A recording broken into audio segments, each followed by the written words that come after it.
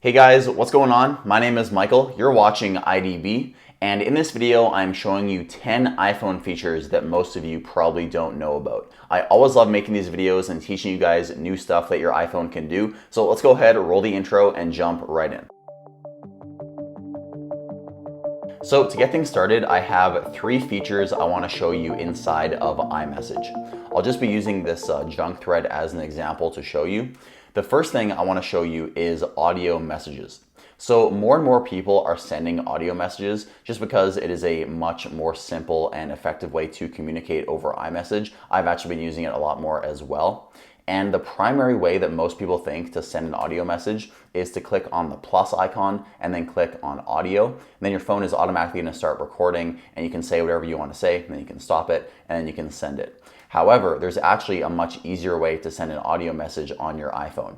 All you have to do is raise your iPhone up to your ear as if you're taking a phone call. When you do that, your iPhone is going to recognize that movement and it's going to play a chime out of the speaker on your iPhone. As soon as you hear that chime, you can start talking, and then whenever you lower your phone, it's going to stop that recording. So I'll show you how this works.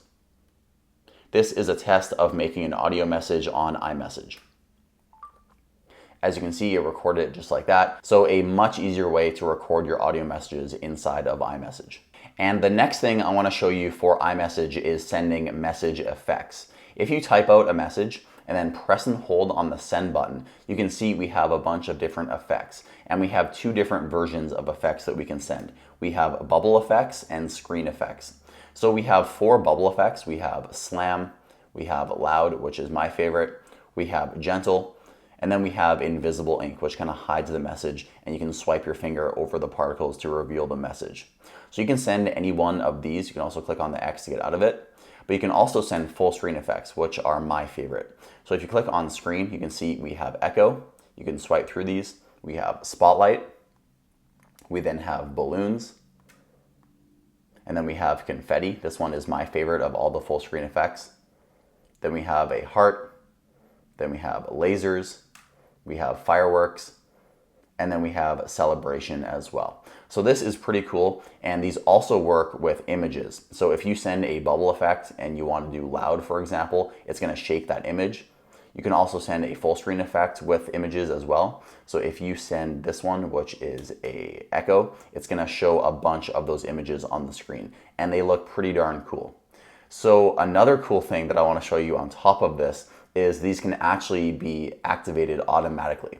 So if you send congratulations and then click on send, you can see that it's instantly going to have that confetti play without you even doing anything. Also, if you send happy birthday, for example, it's going to show the balloons. So these effects in iMessage are a pretty fun way to make your conversations more lively. And then the final feature I want to show you inside of iMessage is for quickly sending photos. So when you're in iMessage, if you click on the plus icon, you can then click on photos to send whatever you want to the recipient. However, there's actually a much easier shortcut. If you press and hold on the plus icon like this, it instantly gives you access to all of your recent photos. And the next feature I want to show you allows you to play your favorite FM radio stations right on your iPhone.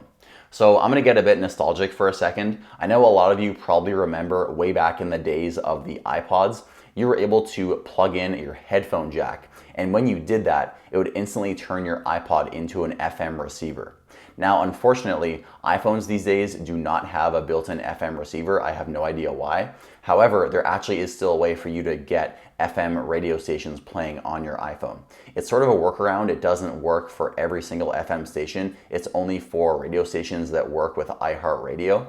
So if you have an Apple Music subscription, you're actually able to play any radio station that's a part of the iHeartRadio network.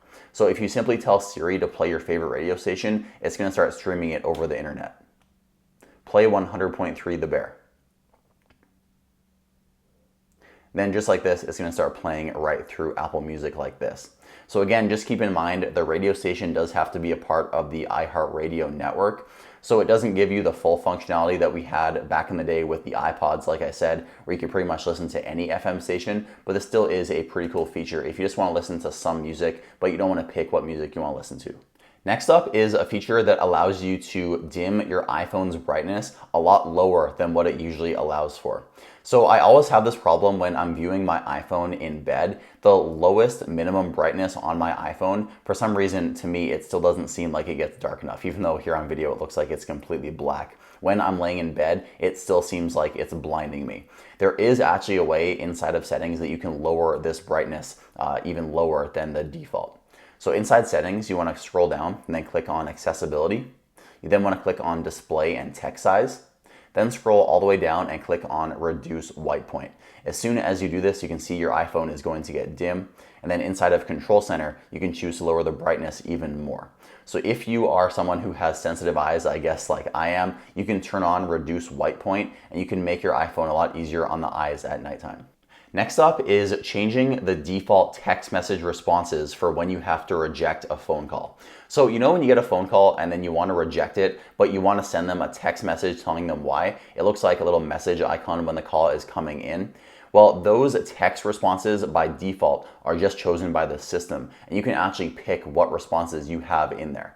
So inside settings, you want to scroll down, then you want to click on phone. And then once you're inside of phone settings, you want to click on respond with text. Now you can see we have 3 options. Now I have chosen 2 of these right here. So the default ones are sorry, I can't talk right now, I'm on my way, and can I call you later? But you can put in any text right here that you can choose to make it a bit more personal for when you respond.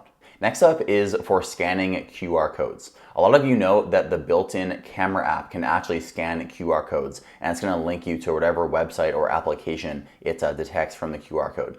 But a lot of you know that the camera app is a little bit glitchy and buggy when it comes to scanning QR codes, as that really isn't the main purpose of the camera. Obviously, the purpose of the camera is to take photos. If you open up settings, then go to control center, you'll see that we actually have an option here called code scanner. Now this works a lot better than the camera app for scanning codes, as its main purpose is to actually look for QR codes in the camera frame. So if you open it up inside of Control Center, it's a pretty simple UI, but like I said, the main purpose of this is to scan QR codes, and it's gonna work a lot better than the default camera application. You can also see that we have a flashlight toggle right here, and it works really well in my experience. And the next feature is a really cool workaround in the camera application. So a lot of you know that you are not able to record video on your iPhone when music is playing. Now this gets especially annoying if you have a Bluetooth speaker connected to your iPhone. Now let's say you're at a party, for example, and you want to open the camera and you want to start recording a video. Well, as soon as you switch into video mode, your music is going to pause, as you can see right here inside of Control Center, and everyone at the party is going to get annoyed at you. So luckily, we have a workaround for this. So inside Control Center, I'll go ahead and resume my music. Now all you have to do is simply take a quick take video instead of switching into video mode. So all you have to do to activate this is simply press and hold the shutter button, and the music is going to keep playing on your iPhone, as you can see right here in Control Center. Next up is a really cool new shortcut that I love using inside of Apple Music. So in a recent software update, Apple added the new favorites playlist that allows you to simply favorite a song, and then it'll go into your favorite album just like this. There actually is a brand new shortcut on the home screen that lets you access this playlist and play it right away. All you have to do is simply haptic touch on the music application like this, and then click on play favorite songs. As soon as you do that, it's going to start shuffling your favorite songs playlist. And then the final feature I want to show you is for your alarm clock. Now this is going to make a lot of your guys' mornings a lot easier. Inside of your alarm settings, you're actually able to set any song from Apple Music as your wake up alarm. Now this is a game changer for me when I finally found this out. You no longer have to listen to this or this when you wake up. You can actually choose any song from Apple Music. So here under songs, if you click on pick a song, you're able to choose any song from your Apple Music library and set this for when you wake up. So I'll just choose a random one like this. And then as soon as I wake up, it's going to play this song from my Apple Music library instead of any of these awful ringtones. So that's gonna do it. Let me know in the comments if you learned something new. Also, if you found this video informative, helpful, or entertaining, please drop a like, as it does help us out quite a bit. With all that said, my name is Michael with IDB. Make sure to subscribe if you want more videos like this, and I'll see you in the next one.